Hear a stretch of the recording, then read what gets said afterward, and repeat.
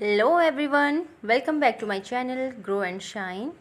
In this video I am going to explain the summary of The Night the Roof Blew Off, written by Ruskin Bond from Ratnasagar Focus English class. After this I'll solve and explain the comprehension questions as well of this chapter. So let's get started. इस chapter में Ruskin bond Himalayan foothill में अपने 3 story घर में building में एक शक्तिशाली तूफ़ान का सामना करने के अनुभव को याद करते हैं। हालांकि ये घर 100 साल से भी अधिक पुराना है, फिर भी ये इतना मजबूत है कि पहाड़ों पर चलने वाली हवा और बारिश का सामना कर सकता है। ऑथर अपने 3 बच्चों और उनके पेरेंट्स के अडॉप्टेड फैमिली के साथ घर की तीसरी मंजिल पर रहते हैं। घर की टिन की छत बार बार आने वाले तूफ़ानों को झेलने में हमेशा प्रभावी रही है। हालांकि उस दिन तीव्र तूफ़ान घंटों तक चलता रहा। आग बुझ गई, लेकिन ऑथर और उनकी फैमिली गर्म रहने के लिए बिस्तर पर ही रहे। 4 घंटे तक तूफ़ान का सामना करने के बाद ऑथर के बेडरूम की छत ढीली हो जाती है और हर जगह बारिश का पानी गिरने लगता है। ऑथर को अपने बिस्तर का आराम छोड़ने के लिए मजबूर किया जाता है। वह अपने कीमती टाइपराइटर बचा लेते हैं। सिटिंग रूम में वह देखते हैं कि पानी अब किताबों और अलमारियों पर गिर रहा है। डॉली, जो सबसे छोटी बच्ची है, सभी को किताबें बचाने के लिए कहती है। वह सभी अगले 2 घंटों तक ऐसा ही करते हैं, चीज़ें बचाने की कोशिश करते रहते हैं बेसिकली। किताबें बच्चों के कमरे में बिस्तरों पर रखी गई थी। डॉग, जिसका नाम टॉबी है, किचन में शेल्टर लेता है, यानी शरण लेता है। 2 कमरे बिना छत के हैं और घर में डैमेज्ड इलेक्ट्रिक वायर में से जल्द ही चिंगारी निकलने लगती है। लाइट चली जाती है। प्रेम, 3 बच्चों का जो फादर है, बुक्स, पेपर्स और कपड़े ट्रांसफ़र करने में मदद करने के लिए 2 केरोसिन लैंप जलाते हैं। फर्श पर पानी भर गया है। थोड़ी देर बाद पानी का स्तर कम हो जाता है क्योंकि पानी फर्श के दरारों के ज़रिए से नीचे कमरों में जाने लगता है। हर कोई बाकी रात बच्चों के कमरे में, जो सबसे सूखी जगह थी, कोने में उपलब्ध बिस्तरों पर बंधे हुए बिताते हैं। आखिरकार बर्फ़बारी शुरू हो जाती है और बर्फ़ के टुकड़े छत से गिरकर घर की हर चीज़ को ढक देते हैं। इससे जो साधारण नॉर्मल चीज़ें भी थीं वो बहुत खूबसूरत लगने लग जाती हैं। अगली सुबह प्रेम एक बढ़ई और एक टिन बनाने वाले की तलाश में चला जाता है, जबकि ऑथर और बाकी सभी लोग चीज़ों को सुखाने के लिए धूप में रखना शुरू कर देते हैं। शाम तक अधिकांश छत की मरम्मत हो जाती है। लेखक जो है, अब जो ऑथर है रस्किन बॉन्ड, आने वाली सर्दी का सामना करने के लिए आशान्वित और कॉन्फिडेंट हैं। तो ये थी हमारी summary the night the roof blew off chapter का। अब हम करने जा रहे हैं इसके comprehension questions. Question 1, at what height in the Himalayas are storm common? कौन से हाइट पर हिमालय के जो आंधी तूफान होता है, स्टॉर्म्स, वो कॉमन होते हैं? Answer is storms are common at 7000 feet in the Himalayan foothill. 7000 feet जो हाइट होती है हिमालयन फुट हिल्स में, वहाँ पर कॉमन हो जाता है स्टॉर्म्स, आंधी तूफान। Question 2, were all the cracks in the ceiling new? क्या सारे क्रैक्स सीलिंग में नए थे? What does the author say about them? Author ने उन बारे में क्या कहा? सीलिंग मतलब होता है छत, यानी जब आप रूम में आप फैन देखते हैं जो छत पे लगा होता है, दैट इज़ कॉल्ड सीलिंग। और जब आप छत के ऊपर सीढ़ियों से ऊपर जाते हो और जो आपके लिए फर्श बन जाता है, दैट इज़ कॉल्ड रूफ। तो छत नीचे की साइड से भी होता है और ऊपर की साइड से। सो जो नीचे की साइड से आपको दिखता है, जिसमें आपको फ़ैन नज़र आता है, that is called ceiling. Okay, so answer is there were also old cracks in the ceiling, यानी कि सीलिंग में पुराने क्रैक्स भी थे। The author says that it is difficult to distinguish between the new cracks and the old cracks. और author कहते हैं कि ये फ़र्क करना बहुत ही मुश्किल था कि इनमें से नए क्रैक्स कौन से थे और पुराने कौन से।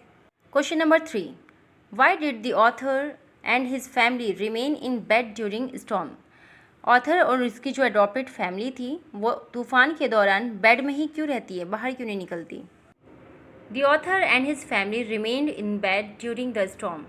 ऑथर और उनकी फैमिली तूफ़ान के दौरान बेड में ही रहते हैं बिकॉज क्योंकि even though they could not sleep because of the cyclonic storm, the bed provided them warmth and comfort. हालांकि साइक्लोनिक स्टॉर्म के दौरान उनको नींद तो नहीं आ पा रही थी, लेकिन फिर भी गर्माहट और कंफर्ट के लिए वो बेड में ही रहते हैं। Next question, why did the author leap out of his bed?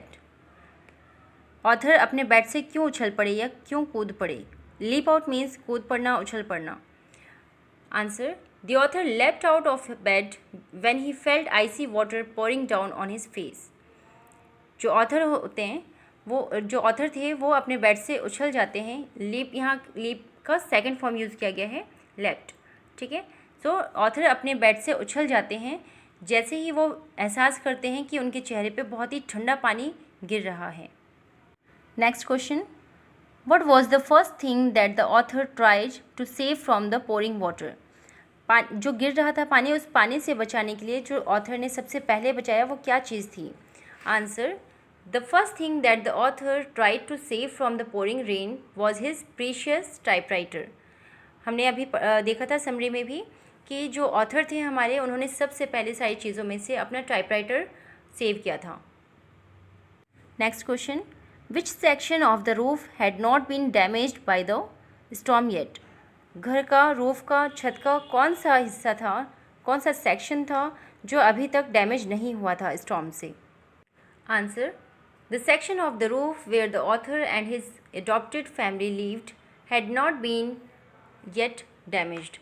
जिस हिस्से में ऑथर और उनकी फैमिली रह रहे थे, उस हिस्से में अभी तक कोई डैमेज नहीं हुआ था। ओब्वियसली हमने अभी समरी में देखा कि वो पूरी फैमिली जो है एक कोने में अपने आप को सुरक्षित जो है स्टे कर देते हैं वो पूरी रात भर, है ना। Next question is, where was Toby? Toby कहाँ था? हमने देखा चैप्टर में कि टॉबी जो है डॉग का नाम था। सो टॉबी द मॉन्ग्रेल, मॉन्ग्रेल जो है एक स्पीशी होता है आपका डॉग का। So Toby the mongrel took shelter in the kitchen. उसने कहाँ शेल्टर लिया था? किचन में। As it was the only dry spot in the house, क्योंकि पूरे घर में किचन में ही जो है सबसे ज़्यादा ड्राइनेस फील हो सकता था, क्योंकि वहाँ पर अभी तक पानी नहीं पहुँचा था बारिश का। Next question, we notice that the water on the floor was beginning to subside a little, where did the water गो?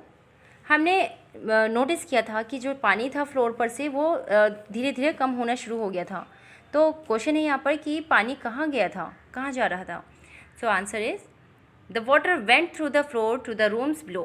तो जो सारा पानी था फ्लोर से नीचे के जो रूम्स थे, यानी नीचे वाली सेकंड फ्लोर और फर्स्ट फ्लोर था, थर्ड फ्लोर से वो सारा पानी सेकंड फ्लोर थर्ड फ्लोर पे, यानी कि रूम्स में नीचे वाली जाने लग गया था। ठीक है, next question is, what reminded the author of a painting bye Salvador डाली?